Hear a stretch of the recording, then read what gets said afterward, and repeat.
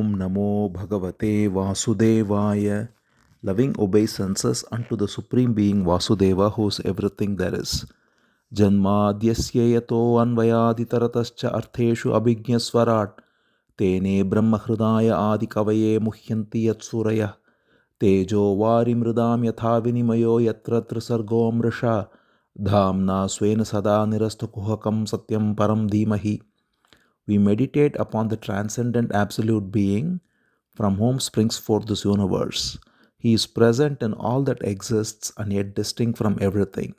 He is fully conscious and totally independent. He revealed to the first seer Brahma the import of Vedic wisdom.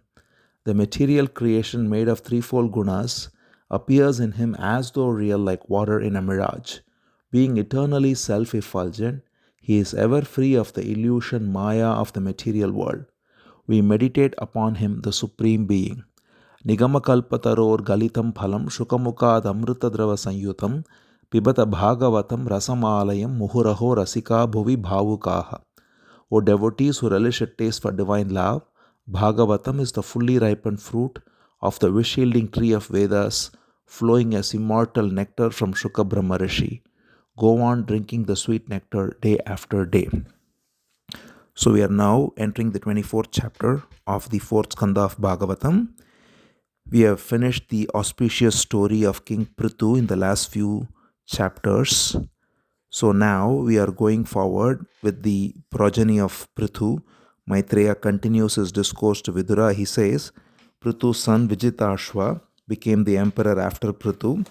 So we saw Vijitashva briefly mentioned before, the son of Prthu, who conquered the horse back from Indra, and therefore he is called Vijitashva, which means one who conquered the horse.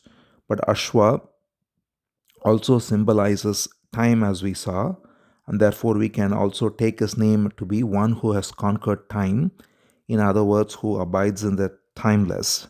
And therefore Vijitashva, it is said here, was a very pious king who was right away completely disinterested in worldly activities, and who therefore very soon relinquished his kingly duties and gave up the throne. So what he did was, though he was the eldest son and therefore the heir to the kingdom, he gave his 4 brothers. Prthu had 5 sons, as we saw, first being Vijitashva. So to the remaining 4 sons, he gave away 4 quarters of the kingdom. And after dividing the 4 quarters of the kingdom to the 4 brothers, he also had 4 sons. And after him, the son whose name was Havirdhana, he became the king. So the king Vijitashva, who was naturally disposed toward the Supreme Being, naturally disposed toward being disinterested in worldly activities, therefore relinquished the kingly duties soon and gave it up all and left, and his son took over. And then and by the way, Bhagavatam mentions that Vijitashva also attained the same abode that his father Prthu attained. That is, Vijitashva, following the footsteps of his father, as the name implies, one who has conquered time itself and therefore abiding in the timeless. He ever adored the Supreme Spirit, perfect in every way, and thereby realized and attained the abode of the Supreme Being, which is pure consciousness, the Supreme Self of all.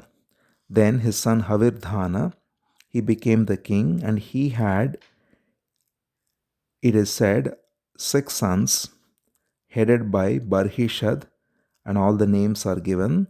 Barhishad is the eldest son. So this king Havirdhana was also well versed in yoga and rituals and so on. And his son Barhishad similarly, so this is now continuing with the lineage of Prthu, which in turn started from Swayambhuva Manu, as we remember. Manu, his son Uttanapada, his son Dhruva, whose story we saw in detail. Then Dhruva's 7 generations later, Anga came, the great king, and then his son Vena, who was wicked, very oddly. And then Vena's son was Prthu, the great saintly king.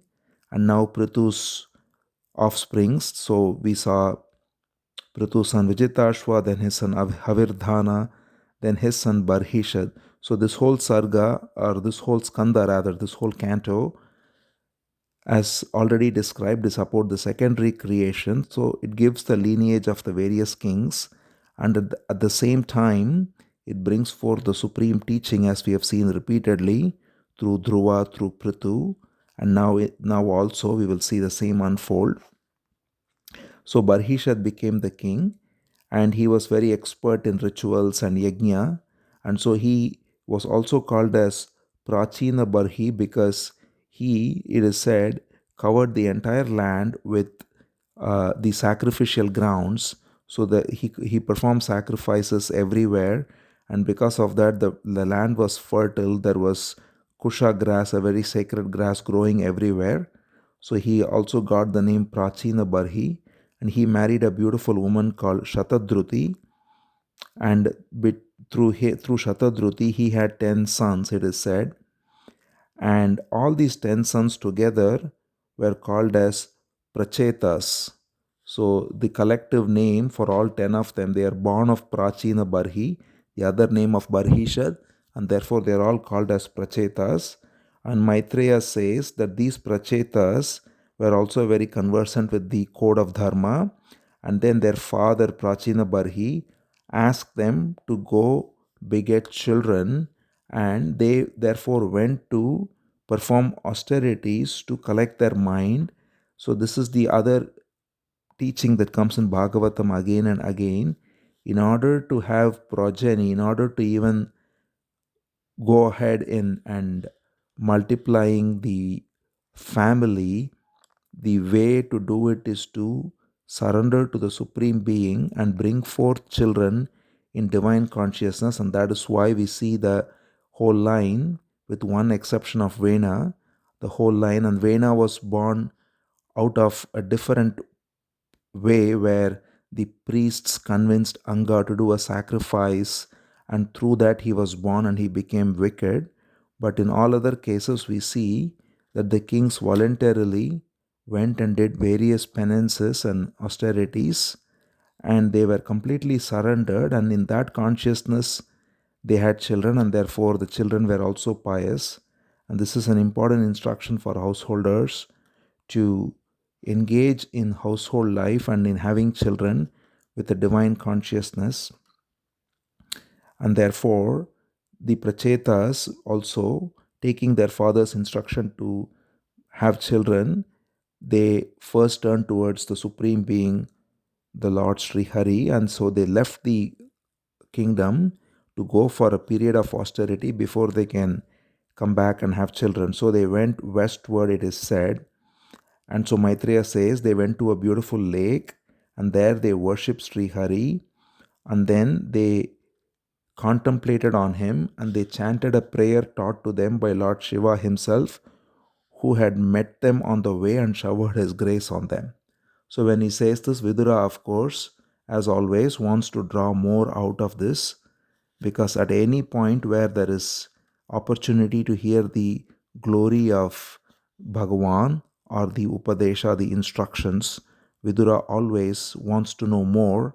So this is the nature of a good listener. So Vidura asks Maitreya, "Oh, I am so glad to hear that Lord Shiva himself met the Prachetas. Can you tell me how that meeting came about, and what are the instructions imparted by Shiva unto the Prachetas?" Because he says it is, of course, extremely difficult for anyone, ordinary mortal, to have the darshan of Shiva. He says, Sangamah kalu viprarshe Shivena iha sharirinam durlabho munayo dhardyur asangadyama abhipsitam. So he says, one who is any ordinary mortal, for them it is so difficult to get an opportunity to behold Shiva, on whom even sages, only by contemplating and shaking all their attachment, are able to realize him. So Shiva, being the supreme being Bhagavan, it is said by Vidura that it is not easy to behold him. So how come the Prachetas had a darshan of him, and not only that, they were able to also get his instructions because he is Atma Ramaha. He ever revels in his bliss, and he says he goes around with his power of destruction, the energy of dissolution that functions on its own while he remains unattached. He says, Shaktya yukto vicharati ghoraya bhagavan bhavaha. Bhagavan bhavaha means bhava is another word for Shiva. So the great Lord Shiva, he goes around with this, but this terrible energy, Shakti, in the form of dissolution, is associated with him, but he remains unattached to it and he moves around freely. So, this is the nature of Shiva. So, then Maitreya replies. Now, he is glad to, of course, expand upon it. So, he says, yes, I'll tell you. So, the sons, the 10 sons, the 10 Prachetas, they, after hearing the command of the father, they left the kingdom in the western direction with the intent to do austerities. As we saw, the kingdom is having its capital in the plains between Ganga and Yamuna. So they are heading in the westerly direction from there towards the western part of present day North India. And there they find, after some days of travel, they come upon a beautiful lake which is huge and very clear. And they find this lake to be exceedingly beautiful, surrounded by lotuses and lilies, and having a lot of swans and cranes and other types of beautiful birds, ducks floating around, and flowers with bees making beautiful music. So they are wonderstruck to just behold the richness of nature in that place. And as they are doing so, they suddenly behold the beautiful vision of Lord Shiva right there coming out of that lake. It is said, Tapta Hema Nikayabham Shitikantam Trilochanam Prasada Sumukham Vikshya Prane Murjata Kautukaha. Very beautifully describing Shiva. Tapta Hema Nikayabham. It says his body seems like a shining molten gold. Shitikantam. He's got very dark neck because he has consumed poison and holds it in his neck, it is said. That's why he's called Manikanta or Shitikanta. Trilochanam, he's got 3 eyes. And this Shiva is coming out with his face full of grace. He comes out, and these Prachetas are beholding him and they bow down to him. And he, being the one who is always dear to those who are abiding by dharma, he spoke to these Prachetas are very uh, devoted to dharma, and because of that, Shiva is pleased to give his darshan to them, and he is pleased to talk to them. Maitreya says, refers to Shiva here as Bhagavan Dharma Vatsalah. It's a beautiful name again. Vatsala means dear. So Krishna is normally referred to as Bhakta Vatsalaha, meaning he who is dear to his devotees. Here Shiva is referred to as Dharma Vatsalaha, he who is dear to those who abide by dharma. And of course, the supreme dharma is to surrender unto Bhagavan himself. So Bhagavan Dharma Vatsalah. So one of the beautiful things about Bhagavatam, as we see, is it has some of the most beautiful description of Shiva also, along with his instructions. And this whole chapter now is going to be Shiva instructing the Prachetas with a beautiful prayer. So the Prachetas behold Shiva and they are exceedingly delighted and they bow down to him. And Shiva addresses them. He says, I know you are the sons of the King Barhishad or Prachinabarhi, and I know your intention too. You have come to perform austerities, and I am therefore pleased by your sight, and I bless you with my darshan, and I am here to bestow my grace upon you. Because he says, whoever is dear to Vasudeva is dear to me, because Vasudeva is not different from Shiva. Shiva beautifully says here, Bhagavantam Vasudevam Prapannaha Sa Priyo Hime. One who has surrendered unto the Supreme Lord Sri Hari Vasudeva is dear to me. In fact, this is how Shiva is glorified even in the beautiful work called Vishwanatha Ashtakam. There is a prayer to Kashi Vishwanath, who is one of the most celebrated forms of Shiva. And that prayer says, Narayana Priyam Anangam Adapaharam Varanasi Purapatim Bhaja Vishwanatham. It says, one who is dear to Narayana and one who holds Narayana dear to him. And there are many other beautiful instructions of how he holds Ganga in his matted locks and who has the mother Parvati by his left side and so on. So that whole verse is very beautiful. It says Ganga Taranga Ramaniya Jatakalapam Gauri Nirantara Vibhushita Vama Bhagam Narayana Priyam Ananga Madapaharam Varanasi Purapatim Bhaja Vishwanatham. So Vishwanath, the great lord of Kashi, Shiva, so he's got the waves of Ganga in his matted locks, he's got Mother Gauri by his left side, and then it says he is one who holds Narayana dear to him and who is dear to Narayana. So here, similarly, it says Vasudeva is dear to him, and those who have surrendered unto Vasudeva is dear to him. So Shiva says, a man who is devoted to Vasudeva and who is also doing his duty perfectly, such a person is dear to me. And then he also says, if one is simply doing his duty according to the Shastras, such a person takes many lifetimes to realize the true self, whereas one who totally surrenders unto the Supreme Bhagavan Vasudeva, he goes beyond the realm of matter instantly, and therefore that is the easiest way. And since you are all devotees of the Lord, you are dear to me as the Lord himself, and no one else is dearer than me to them too. So he says very beautifully, all the Bhagavatas are dear to me and I am dear to all the Bhagavatas. So again and again Bhagavatam beautifully instructs that Shiva is the dearest to all the Bhagavatas who are devotees of Krishna or Vasudeva.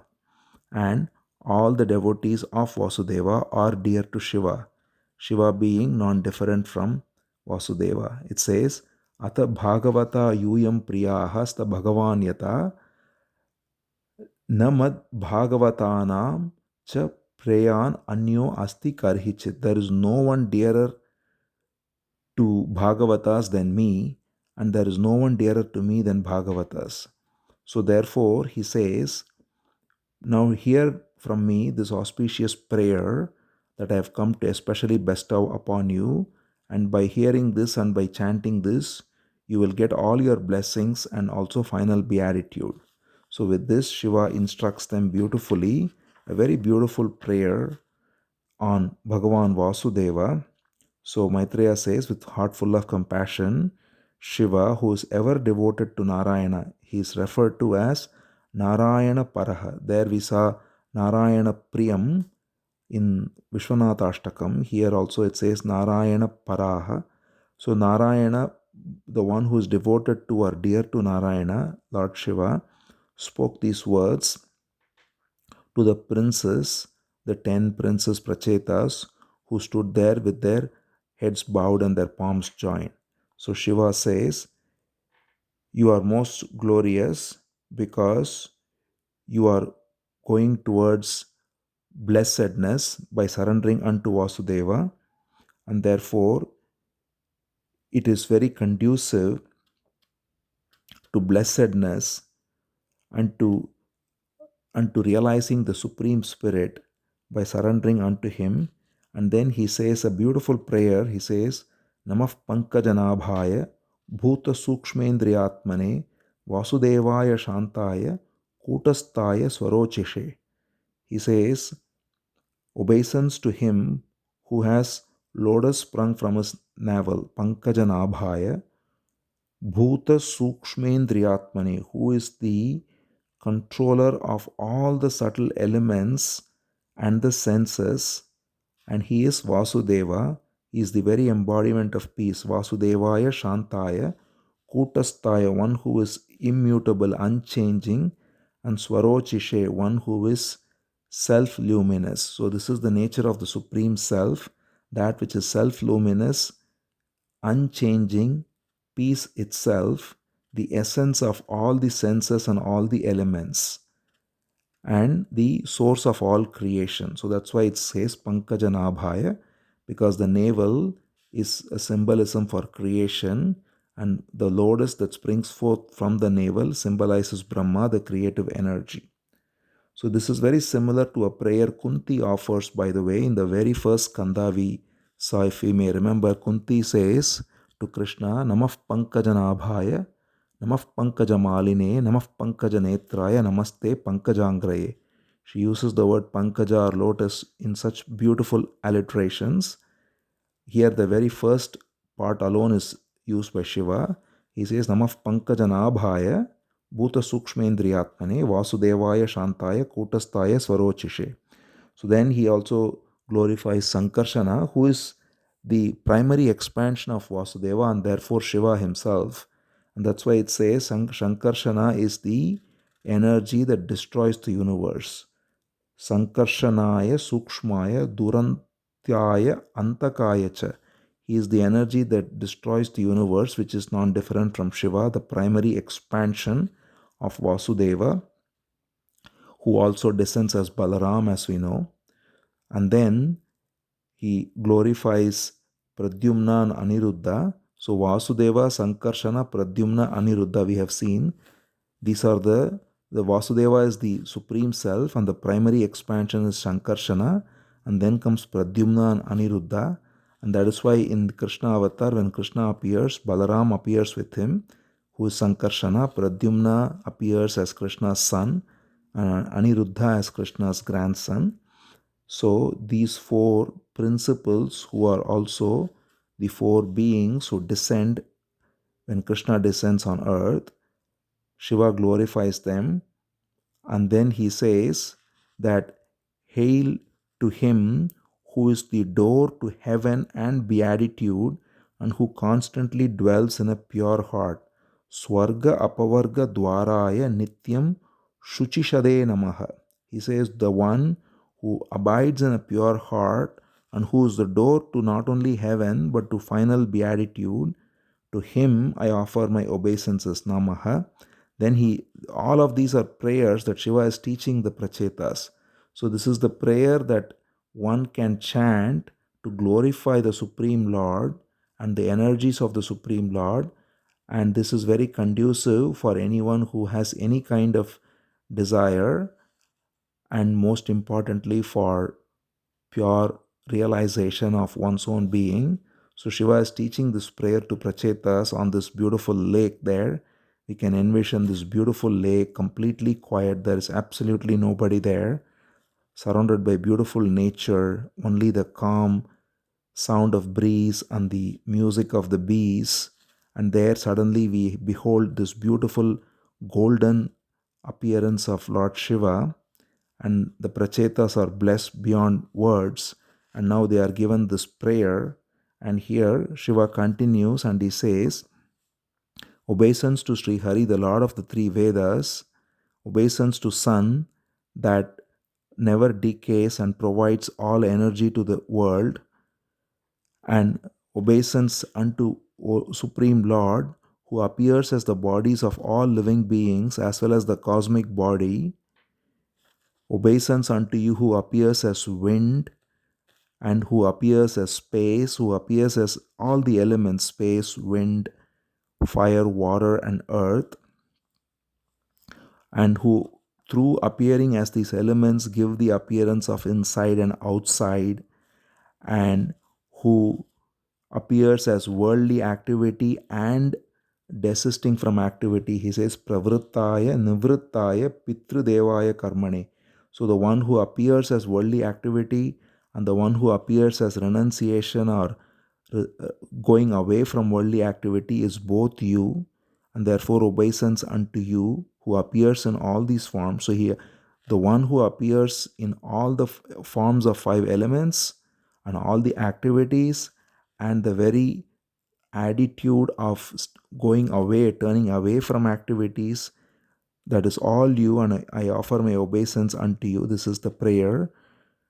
And then he says, also obeisance unto you who appears in the form of death. So that's why the other important aspect of the ultimate wisdom is to not fear death, but to embrace death as also the energy of the Supreme Being. This is why Shiva's very energy is the energy of dissolution. It is as auspicious as the energy of creation.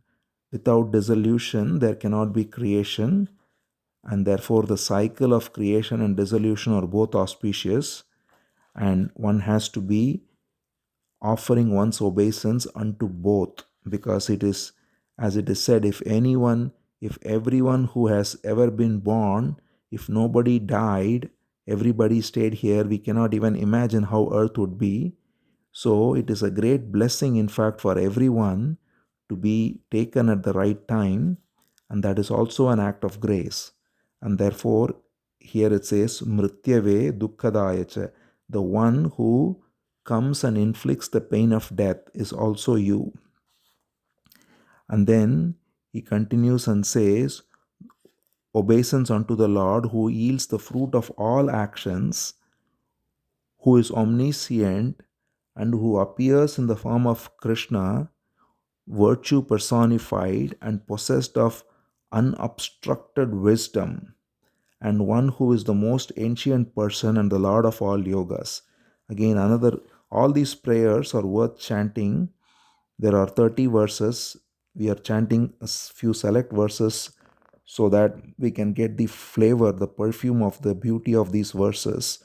Shiva here gives this prayer to Prachetas, this verse. He says, Namasta Ashishamisha Manave Karanatmane Namo Dharmaya Brihate Krishnaya Akunta Medhase Purushaya Puranaya Sankhya Yogeshwaraya Cha. So that's what this line is. This verse means the one who offers the fruits of all actions, one who is the cause of all causes, omniscient, one who is the very embodiment of Dharma, one who is possessed of unobstructed wisdom, Akunta Medhase, and who appears in the form of Krishna, and who is the most ancient person, Purushaya Puranaya, and Sankhya Yogeshwaraya Cha, one who is the Lord of Sankhya and Yoga. So as we know in Bhagavad Gita, Krishna gives two ways primarily. He says, Sankhya Yogena Jnaninam, Jnana Yogena Sankhyanam, Karma Yogena Yoginam. So there are two ways. Karma Yoga for the one who is engaged in the path of action, and Sankhya Yoga for the Jnanis. So here it's referred that the Lord of both these, Sankhya and Yoga, is the Supreme Being, and I offer obeisance to him. Then the prayer continues. Shiva's prayer taught to Prachetas, it says, Hail to you who appears as Rudra. So Shiva now in this prayer refers to Rudra, which is his own energy, which is again the form of the Supreme Lord. So he says, Hail to you who appears as Rudra to preside over the dissolution of the universe. Obeisance to you who also appears as Brahma and who is knowledge and activity personified. And then he goes on to continue with this prayer that is being taught to Prachetas. He says, so you can pray this way. He says, pray, bless us with your darshan, which is held in great esteem by all your devotees, and reveal your beautiful form, which delights all the senses. And then he describes that vision too. We have seen the description of the form of the Supreme Lord in many places. In this very canto, we saw Narada describe the form to Dhruva and how to contemplate when Dhruva goes as a young boy to the forest. Narada gives a beautiful, vivid description of the form of Narayana as well as the 12-lettered mantra. Here again, Shiva is giving the same description of the Supreme Lord. He says, your form is like that of a rain cloud, the complexion of a rain cloud, and a conglomeration of all elegance, Sarva Saundarya Sangraham. And he says, you have four long graceful arms, a beautiful countenance, a beautiful face, charming eyes like lotus, captivating eyebrows, beautiful features, ever smiling teeth, ears having beautiful ornaments, and always a smile also from the corner of your eyes, a beautiful flowing hair tresses, wearing a fine yellow silk cloth, beautiful earrings, a beautiful crown, kiritam, and bracelets and necklace and anklets and so on. And then the four arms having conch, discus, mace, and lotus, as we know. Shankha, Chakra, Gada, Padma, Mala, Manyuta, Ardhimat. So Mala is the Vanamala, the forest flower. So he's got the four arms with the four instruments of conch, discus, Sudarshana Chakra, mace, Gada, and lotus Padma, and then a garland of forest flowers on his shoulder, on his neck. And then he has a beautiful Kaustuba gem in his neck and carrying the mother Lakshmi in his heart. And thereby his whole beautiful form is described in great detail again by Shiva, just as Narada did this to Dhruva. Here Shiva is doing that for his descendants, the Prachetas, and he describes his lotus feet that shines as the petals of lotus from the autumn season and that drives away the darkness of the heart, and therefore describing the Supreme Lord from head to toe, he says this form of yours is worthy of being constantly meditated upon for one's purification because it gives one fearlessness and abiding devotion. Yad bhakti yogo abhayadaha swadharmam anuttishtatam. He says that form which bestows bhakti yoga, abiding devotion, and abhaya, fearlessness, for those who contemplate on this form while engaging in their swadharma, in their own allotted duties and responsibilities.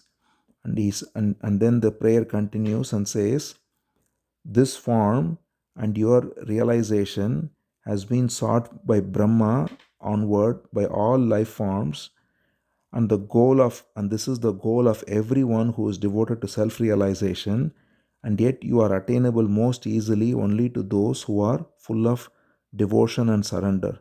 Bhavan bhaktimata labhyo durlabha sarvadehinam. You are very difficult to attain for all embodied beings and yet easy for those who are completely surrendered.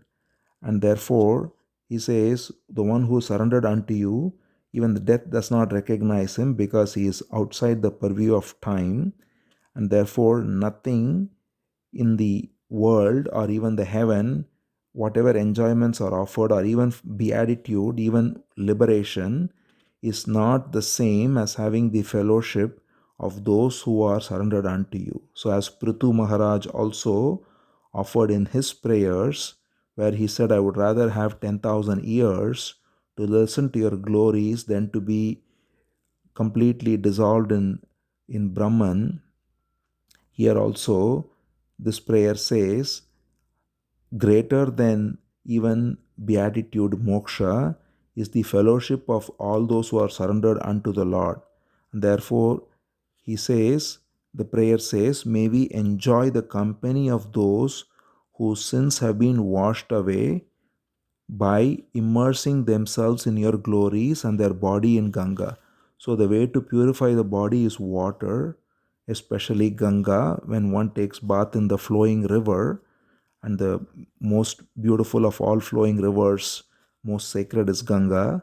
So, by purifying the body in Ganga and similarly purifying the soul by listening to your glories, those who have wiped away all their impurities, having their company is the greatest blessing. May we enjoy such company because such beings are full of compassion for all creatures. They have no likes and dislikes and they are endowed with all virtues. So, this is the nature of the realized being. The one who is realized is not looking for any experience of samadhi or any mystical state, and that is why Bhagavatam again and again says, any experience of liberation is not the ultimate. What is ultimate is to live ever in the abidance with one's eyes open and with one's senses engaged, seeing everything and everyone as the Supreme Being. And therefore, such beings are always with compassion for all creatures. They are not looking for any personal salvation because they know there is no person to be attaining salvation. There is only the Supreme Lord. And therefore, the idea of moksha or personal salvation itself, when it is seen as only the last desire of the ego and therefore given up, what remains is compassion and a mind free of likes and dislikes, and that is what is the description of such beings. And having the fellowship of such beings and thereby abiding as such a being is the greatest benediction, and that is what this prayer says. Shiva teaches Prachetas, you have to pray for this. And therefore, the prayer continues, the contemplative soul, who's neither distracted by external objects nor by sleepiness, and who is exceedingly pure and with loving devotion, easily realizes you. So one can neither be drawn outwardly with a lot of activity or inwardly by becoming drowsy. So it is a great art to be very active and yet not be attached. So that's what this is implied, that either people are attracted to external objects and they are active thereby and caught in attachment, or they are inwardly drowsy, they take up to some form of meditation but they are not able to engage in the world and they are drowsy and so on. Neither with neither pitfall, avoiding both, rather to be exceedingly pure and blessed in loving devotion, and being with such devotees is the surest and easiest way to realizing your true nature, because you are the Supreme Brahman that is manifested as this universe and who shines through the universe and who is all pervading like space. So this is the most important realization of Bhagavatam again and again. We have to listen to it each time fresh. This is the only thing we need to recognize in our heart, that everything that is manifest here and now is His energy alone, and therefore all there is only Vasudeva, the Supreme Being, and He alone shines as this universe, all pervading. And to see this within and without is true devotion, true jnana, true wisdom, true dispassion, true vairagya. So that's why it says, Tvam Brahma Param Jyotihi Akasham Iva Vistrutam. So, as it's very clear, it says, Tvam Brahma Param, you are the Supreme Brahman, Jyotihi, self effulgent light, Akasham Iva Vistrutam, all pervading like sky or space. Then the prayer continues, we know you to be the Absolute who has evolved, sustained, and dissolved this universe, which appears to, so this is the first prayer of Bhagavatam, which is again summarized. The energy that evolves, sustains, and dissolves the universe as if it's real, though you remain unchanged. Through your Maya, all this happens. And this realization is only available to those who are devoted to you and who are completely endowed with Shraddha, with sincerity, who adore and who are completely dedicated to self realization, and therefore they are completely purified. So, those beings who are completely purified in this way with total dedication, sincerity, and faith through Shraddha, and engage in their actions unattached, they alone realize it, because you are the one Supreme Being whose Maya brings forth through the three gunas, sattva, rajas, and tamas, all the principles, as we have seen in many places, the cosmic intelligence Mahat Tattva, and from there the five elements in increasingly gross order, starting with the subtlest space, then air, then fire, then water, then earth, and all the created beings. And you have entered all the created beings in turn, and therefore it says everything here is a ray of your own being. It is the ray of your being that abides as the Purusha or the Jiva. So, what we take as the individual is nothing but the ray of the Supreme Being, the Jiva, which alone, wrapped in ignorance, imagines itself to be a separate entity. So, this is the essence again of self inquiry. The same, just as the same sun enters every room through the window, the same Supreme Being, Supreme Consciousness has entered every body, in every heart, and here in each heart, this same light of consciousness, through its own ignorance, through Maya, identifies with the activities of the body and the mind as itself, and therefore it is lost and caught in suffering, when through this wisdom it recognizes that the activities of the mind and the body are all going on by the very power of the light of awareness, and therefore the light of awareness, when it recognizes that everything happens perfectly as is by the energy of this very light of awareness, and therefore there is no separate individual doer here. It is the same light of awareness that has entered every heart of all living beings, and the same energy of this awareness, Maya, which makes all activities happen precisely as preordained. By recognizing this and by totally accepting completely and thereby surrendering totally the outer realm of all activities, inwardly this jiva recognizes itself as pure consciousness. So that's what this prayer again says, the very essence of self inquiry. And thereby Shiva concludes his prayer by says, your true nature therefore cannot be perceived by anyone. It is very inscrutable to the mind. It has tremendous velocity. It is irresistible. It acts as creation, it acts as sustenance, it acts as death, as we have seen. It is ever making people go toss from birth to birth otherwise. And therefore, when one recognizes all this, when one recognizes that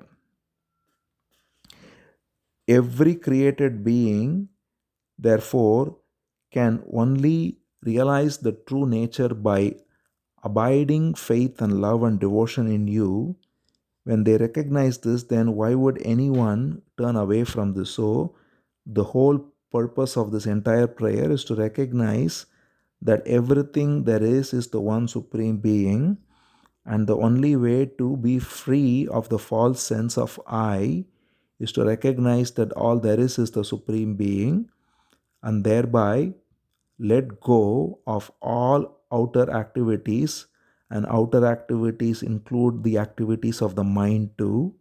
All activities of the body and the mind, when they are completely surrendered, what remains is the simple awareness, which is the essential nature of the Supreme Being. And therefore, he concludes by saying, the all-pervading Supreme Spirit, you are the only fearless resort for everyone. This is how this prayer concludes. So, with this, Shiva says, you can now repeat this prayer every time, and thereby you can be totally blessed in every way. So Shiva says, go on repeating this prayer with the purest of motives and discharge your sacred duties with the mind set on the Supreme Lord, worshipping the Supreme Being, Sri Hari, dwelling in the hearts of all creatures, and meditating upon Him.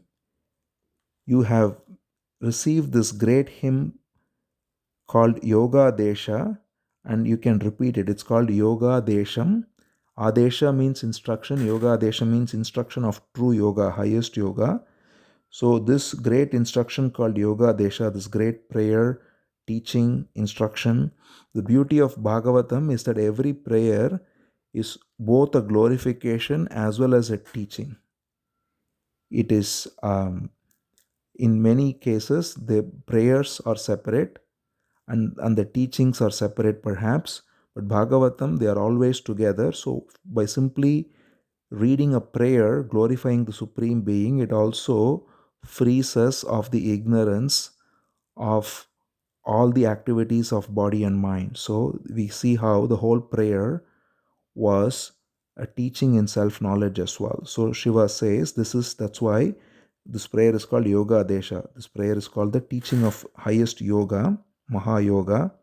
By repeating this reverently with a concentrated mind and observing all the right vows, you can realize the supreme truth. If you are intent on multiplying your progeny, that can happen too. This is how the whole work of creation in fact went forth. All the beings starting from Brahma have contemplated on the Supreme Lord and situating themselves in the recognition that He alone is. That is how they were able to go forth even with the activities of creation in an auspicious way. And therefore, you also can do so.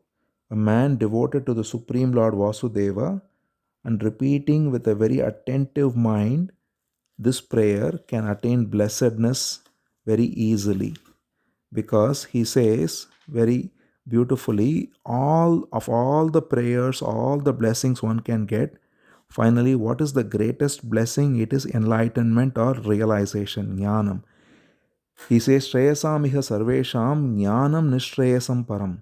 So this is the greatness of Bhagavatam, where every time the glory of jnana is given as non-different from bhakti. So this division between jnana and bhakti is never entertained by Bhagavatam. Here also the prayer of Shiva finally concludes with Shiva instructing the Prachetas and saying that of all the great blessings, the highest blessing is jnana, the supreme wisdom, and that wisdom is to surrender completely unto the Supreme Being who alone is.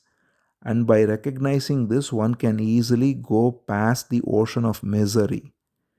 And therefore, it is said that with great reverence, if one dwells on this hymn, this prayer we have heard from Lord Shiva, then it will be very easy for such a person to recognize the indwelling Supreme Being. And so one who is steady of mind thereby can attain even all worldly things as necessary, and most ultimately one can recognize the truth of the Supreme Being, the Supreme Purusha, and that is the greatest object of living itself. And therefore Shiva instructs the Prachetas, you can take this prayer to heart and chant this prayer to achieve your ends here and ultimately in terms of realization. So the answer to Vidura's question, Vidura was told by Maitreya that these Prachetas, the 10 princes, were chanting prayers taught by Shiva. And Vidura asked, and thanks to Vidura's question, the entire prayer came out in beautiful detail by the sage Maitreya. And this is the prayer which we saw in some detail that was chanted by the Prachetas. And that's the essence of this chapter. And with this, we end this chapter. Om Namo Bhagavate Vasudevaya.